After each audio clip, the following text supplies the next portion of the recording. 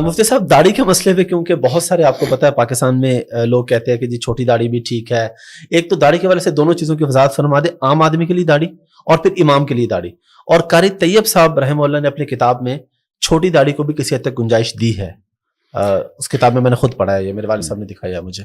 دیکھیں کوئی گنجائش نہیں ہے چھوٹی داڑھی, یوں کہیں کہ بالکل حلق کرنا بالکل موننے سے بہتر ہے کہ چھوٹی داڑھی رکھ لے, اس حوالے سے تو فرق کہیں گے. لیکن جو حدیث میں آرڈر ہے, حکم آیا ہے, وہ اعفاء اللحیٰ کا ہے. کسی بھی کوئی ایک حدیث بھی ایسی نہیں ہے جس میں داڑھی رکھنے کا حکم ہو.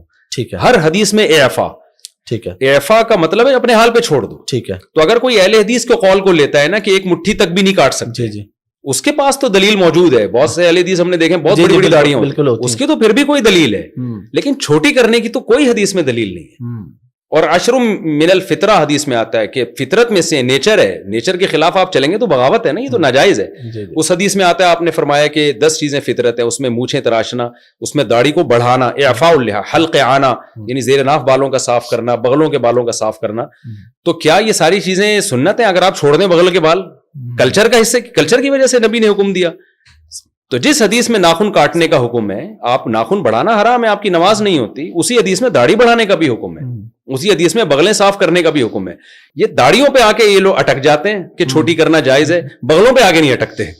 اس سے پتہ چلتا ہے کہ آپ نے دیکھیں اس میں کچھ تو صحیح علماء ہیں, نیک علماء ہیں, جو میں نہیں کہہ رہا کہ ان کی نیت خراب ہے, لیکن ان کے پاس دلیل نہیں ہے. ٹھیک ہے, ہمارے پاس اجماع امت دلیل ہے, صدیوں سے چلا. امام شافعی کا ایک قول ملتا ہے ضعیف قول کہ چھوٹی کرنا صغیرہ گناہ ہے, لیکن صغیرہ بھی جب ہے جب کوئی ایک دفعہ چھوٹی کرے, چھوٹی رکھتا ہے تو صغیرہ اسرار سے کبیرہ بن جاتا ہے.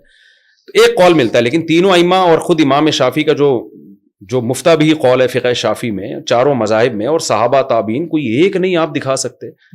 ایسی چیز کو آپ کلچر کہہ کے ٹال دیں کہ بھی کلچر تھا, تو کلچر تو بال رکھنے کا بھی تھا, وہاں کیوں نہیں نبی نے اتنی تاکید سے حکم دیا؟ اچھا, بعض لوگ یہ کہتے ہیں کہ حدیث میں آتا ہے خالف الیہود والنصارى, یہود و نصارہ کی مخالفت کو داڑھی رکھو. تو اس پہ بھی بعض لوگ کہتے ہیں یہ یہودی اور نصارہ کی مشابہت کی وجہ سے اب تو بہت سے یہودی بھی داڑھی رکھتے ہیں. یہ بات بھی غلط ہے. نبی نے جو بتایا نا یہودی اور نصارہ کی مخالفت کرو, حدیث کا یہ قطعاً مطلب نہیں ہے کہ یہودی رکھنا شروع کر دیں تو تم کٹانا شروع کر دو. مطلب یہ کہ بری چیز ہے جو یہود و نصارہ کرتے ہیں, تم نے برائی میں ان کی مخالفت کرنی ہے, اچھائی کو پروموٹ کرنا ہے, اعفاء اللحیٰ پہ عمل کرنا ہے. اور ویسے بھی آج کل بھی زیادہ تر یہودی اور عیسائی رکھتے نہیں ہیں, بہت کم, چند مذہبی قسم کے لوگ رکھتے ہیں. میں نے الحمدللہ پرانی آسمانی کتابوں کا بھی طلب علمی کے دور میں مطالعہ کیا ہے. تورات میں ابھی بھی یہ لکھا ہوا ہے کہ اللہ نے کوہ طور پہ موسیٰ کو بلا کے کہا کہ اپنی قوم کو کہہ دیں کہ داڑیاں بڑھائے. آج تک یہودی اس پر عمل کر رہے ہیں. میں لوگوں سے کہتا ہوں ہمارے لبرل مذہبی اسکالر زمانے سے متاثر ہو گئے, یہودیوں کے اسکالر متاثر نہیں ہوئے, انہوں نے داڑھی نہیں چھوڑی اب تک, اور ہمیں پتہ نہیں کیا مسئلہ ہے. تو بھائی آپ نہ رکھیں, آپ کہیں میں گناہگار ہوں, میں پیغمبر کے آرڈر پہ عمل نہیں کر رہا, آپ شریعت کے حکم کو چینج کیوں کر رہے ہیں؟ تو 150-200 سال پہلے علامہ شامی ابن عابدین جو فقہ حنفی کے بڑے مستند ایک مفتی سمجھے جاتے ہیں, جن کو بہت آدھی دنیا نے ان کو فالو کیا ہے, ان کے یہ الفاظ ہیں کہ داڑھی ایک مٹھی سے کم کرنا یا بالکل منڈا دینا, کما یفعلہ بعض المغاربۃ والمخنثۃ من الرجال فلم یبحہ احد.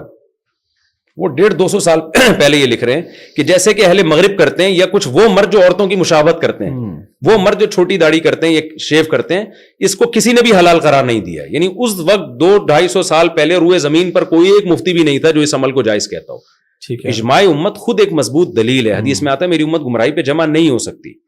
تو میں نے ابن عابدین رحمہ اللہ کا قول دلیل کے طور پہ پیش نہیں کیا, میں نے ان کی نیوز کے طور پہ پیش کیا. اس وقت روئے زمین پر کوئی بھی, حدیث میں آتا ہے امت گمراہی پہ جمع نہیں ہو سکتی, تو کیسے جمع ہو گئی اتنی بڑی امت؟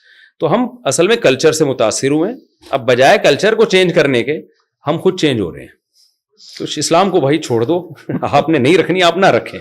اسلام کو نہ, بہت سارے کام وہ بھی تو آپ نہیں کر رہے نا. اسلام نماز تو فرض ہے, وہ تو ارکان کا نام ہے, وہ تو اب اگر کوئی نہیں امام, یعنی اگر چھوٹی داڑھی والا, ہاں اب رہا مسئلہ امام کا, نماز تو ہر فاسق کے پیچھے بھی ہو جاتی ہے, لیکن یہ کہ امام ظاہر ہے ایسا ہونا چاہیے نا جو شریعت کو خود تو فالو کرتا ہو نا.